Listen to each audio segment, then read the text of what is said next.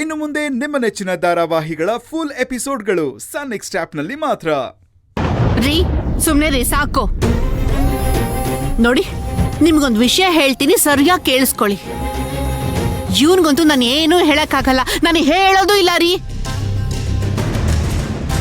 ಇದೇ ತರ ನೀವು ಅಣ್ಣ ಅಣ್ಣ ಅಂತ ಕುರಿ ತರ ತಲೆ ಆಡಿಸ್ಕೊಂಡು ನಿಮ್ಮ ಅಣ್ಣನಿಂದ ಹೋದ್ರೆ ಒಂದಲ್ಲ ಒಂದಿನ ನೀವು ಅವರಿಂದಾನೇ ಬಲಿ ಆಗ್ತೀರ ರೀ. ನೀವ್ ಬಲಿ ಆಗೋದಲ್ದೆ ನಮ್ಮನ್ನು ತಬ್ಲಿಯಾಗಿ ಮಾಡ್ತೀರಾ. ಅದಕ್ಕೆ ಹೇಳ್ತಾ ಇದೀನಿ, ಅದನ್ನೆಲ್ಲ ಬಿಟ್ಟು ಒಂದೇ ಒಂದಿನ ರೀ ನೀವು ಸ್ವಂತ ಕಾಲ ಮೇಲೆ ನಿಂತ್ಕೊಂಡು ದುಡ್ಡು ತೋರಿಸ್ರಿ. ಆಮೇಲಿಂದ ನೀವೇನೇ ಹೇಳಿದ್ರು ನಾನ್ ನಿಮ್ ಮಾತು ಕೇಳ್ತೀನ್ರಿ. ಬಂದ್ಬಿಟ್ರು, ಮಾತೆತ್ತಿದ್ರೆ ಸಾಕು ಹೊಡಿತೀನಿ ಬಡಿತೀನಿ ಸಾಯಿಸ್ತೀನಿ ಅಂತ ನಿಮ್ಮಣ್ಣ ಹೇಳಿದ್ರಲ್ಲ. ಚಾಚು ತಪ್ಪೆ ಮಾಡ್ತಾ ಗುಲಾಮರ ತರ ಬದುಕಿರೋದೆಲ್ಲ ಒಂದ್ ಜೀವನ ರೀ. ಅಕ್ಕ ಸುಮ್ನೆ ಇರಿ ಅಕ್ಕ. ಸಾಕು ಸುಮ್ನೆ ಇರೆ. ಇನ್ನು ಎಷ್ಟು ಅಂತ ಬಡ್ಕೊಳ್ಳೆ ಈ ವಯ್ಯನ ಹತ್ರ. ನೋಡಿ ಈ ನನ್ ಮಗಳು ಬೆಳ್ದು ನಿಂತಿದ್ದಾಳೆ. ಇದಕ್ಕೂ ಮೀರಿ ನಿಮಗ್ ಬುದ್ಧಿ ಹೇಳೋದಿಕ್ಕೆ ನನ್ನಿಂದ ಆಗೋದಿಲ್ಲ ರೀ. ನನ್ನಿಂದ ಆಗ್ತಿಲ್ಲ. ಇನ್ಮೇಲೆ ಏನು ಹೇಳೋದು ಇಲ್ಲ ಕೇಳೋದು ಇಲ್ಲ. ನಿಮ್ಮ ಹೆಂಡತಿ ಸತ್ತೋದ್ಲು ಅಂತ ಅನ್ಕೊಳ್ಳಿ. ಅಕ್ಕ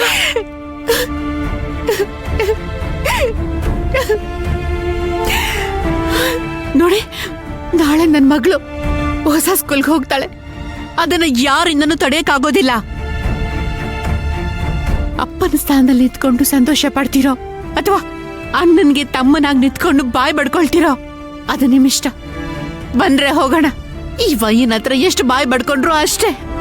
ಕೋಣನ್ ಮುಂದೆ ಕಿಂದ್ರಿ ಬಾರಿಸ್ದಂಗೆ. ಬನ್ನಿ. ಬುದ್ಧಿ ಹೇಳಿದ್ರೆ ಅರ್ಥ ಆಗ್ಬೇಕು. ಇಲ್ಲ ಕಣೆ, ಅವ್ರಿಗೆ ಅರ್ಥ ಆಗಲ್ಲ. ಅನ್ಭವಿಸ್ದಾಗ್ಲೇ ಗೊತ್ತಾಗೋದು. ಬನ್ನಿ ಬನ್ನಿ ಮಕ್ಳ. ಬಾಯ್ ಶು.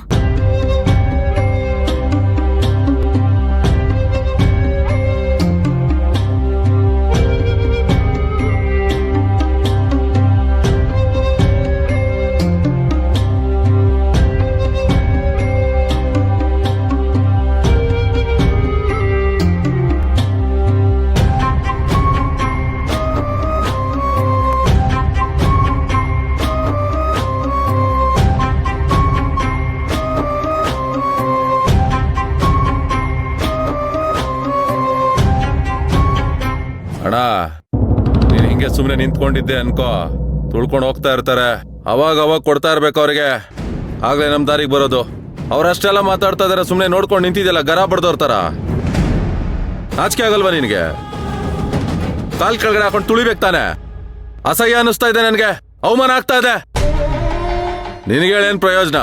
ಹಿಂಗೆ ಗರ ಬಡ್ದಂತರ ನಿಂತ್ಕೊಂಡಿರೋ ನನ್ಗೇನಂತೆ? ಅಯ್ಯ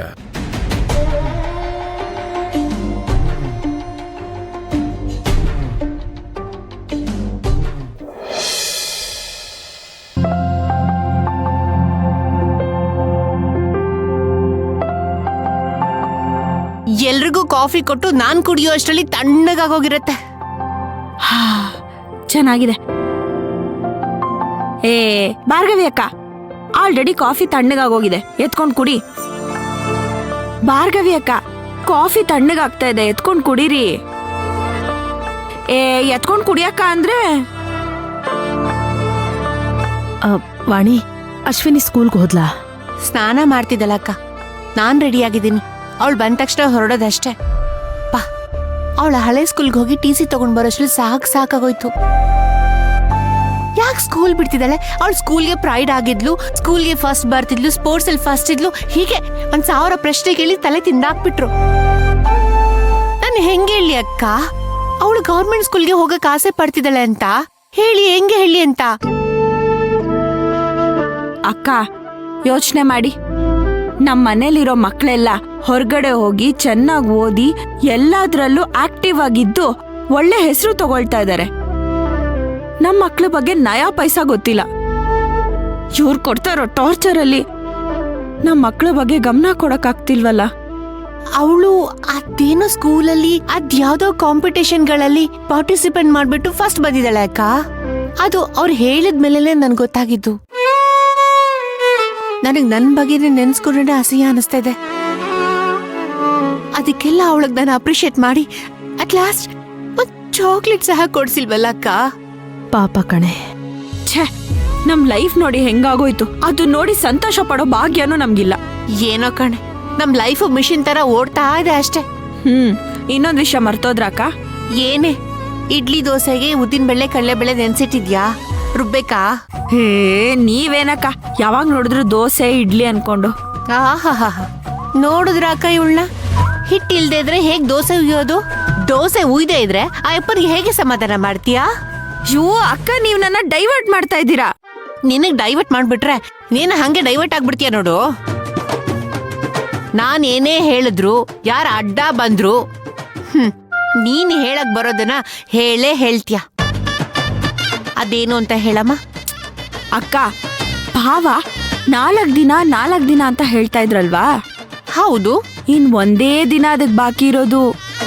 ಲೇ, ಎಲ್ರಿಗಿಂತ ನೀನೇ ಆ ಫೈನಲ್ ದಿನಕ್ಕೋಸ್ಕರ ಕಾಯ್ತಾ ಇದ್ಯಾ ಅನ್ಸತ್ತೆ. ಹೌದು ಮತ್ತೆ, ಯಾವಾಗ ನೋಡಿದ್ರು ಏಯ್ ಕಾಫಿ ತಗೊಂಡ್ ಬನ್ರಮ್ಮ, ಯಾರಮ್ಮ ಈ ಚಟ್ನಿ ಮಾಡಿದ್ದು, ಬಾಯಿ ಮುಚ್ಕೊಂಡ್ ನಿಂತ್ಕೊಳಮ್ಮ, ಬಾಯ್ ಬಿಟ್ ಮಾತಾಡಮ್ಮ. ಇನ್ನ ಎಷ್ಟು ದಿನ ಅಂತ ಓಯ್ಗಳನ್ನೆಲ್ಲ ಕೇಳ್ಕೊಂಡಿರೋದು? ನಮಗೂ ಸ್ವಲ್ಪ ಚೇಂಜ್ ಬೇಡ್ವಾ?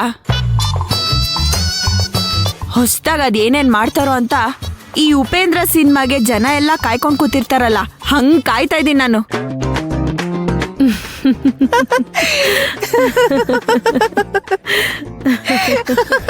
ನೀನ್ ಓವರ್ ಆಗಿ ಮಾತಾಡ್ತಿದ್ಯಾ ಕಣೆ. ನೋಡು, ಆಮೇಲೆ ಮೊದಲನೇ ಬೇಟೆ ನಿನ್ನಿಂದಾನೆ ಶುರು ಆಗತ್ತೆ. ನೋ ವೇಸ್, ಈ ಹಿಟ್ ಲಿಸ್ಟ್ ಅಲ್ಲಿ ನೀವೇ ಫಸ್ಟ್. ನಾನಾ? ಯಾಕೆ? ಇನ್ನೇನ್ ಮತ್ತೆ, ಅವತ್ ಹಾಕಿದ್ರಲ್ಲ ಒಂದ್ ಬಾಂಬು, ಆದ್ರೆ ನೀವು ಪ್ರಾಪರ್ ಆಗಿ ವೈಲೆನ್ಸ್ ಮಾಡ್ತಾ ಇದ್ರಿ. ಮಧ್ಯದಲ್ಲಿ ಹೋಗಲೋ ಬಾರಲೋ ಅಂತ ಕಮರ್ಷಿಯಲ್ ಆಡ್ ಬೇರೆ. ಲೈ, ಹಂಗಲ್ಲ ಏನಿಲ್ಲ ಕಣೆ. ನಾನು ಅವ್ರನ್ನ ಬಾರೋ ಹೋಗೋ ಅಂತ ಹೇಳಿಲ್ಲ, ನಾನು ನನ್ನ ಗಂಡಂಗ್ ಮಾತ್ರ ಹೇಳಿದ್ದು. ಅಕ್ಕ, ನಾನು ಚೆನ್ನಾಗಿ ಅಬ್ಸರ್ವ್ ಮಾಡಿದೀನಿ. ನೀವು ಒಂದ್ ಫ್ಲೋ ಅಲ್ಲಿ ಮಾತಾಡ್ತಾ ಇದ್ದಾಗ ಭಾವಂಗೆ ಹೇಳಿದ್ದು. ಏಯ್, ನಾನು ನನ್ನ ಗಂಡಂಗೆ ಹೇಳಿದ್ದು. No no no no no, ಏನ್ ಆಗ್ತಾ ಇದೆ ಅಂತಾನು ಗೊತ್ತಿಲ್ದೆ ಟೆನ್ಷನ್ ಅಲ್ಲಿ ಮಾತಾಡ್ತಾ ಇದ್ದಿದ್ ನಿಮಗೆ ಅವೆಲ್ಲ ನೆನ್ಪಿರೋದಿಲ್ಲ. ಆದ್ರೆ ಏನಾಗುತ್ತೋ ಅಂತ ಕ್ಯೂರಿಯಸ್ ಆಗಿ ನೋಡ್ತಾ ಇದ್ದಿದ್ ನಮಗೆ ಎಲ್ಲಾನು ಚೆನ್ನಾಗಿ ನೆನ್ಪಿರತ್ತೆ. ನೀವು ಬಾವಂಗೇನೆ ಬಾರಲೋ ಹೋಗಲೋ ಅಂತ ಹೇಳಿದ್ದು.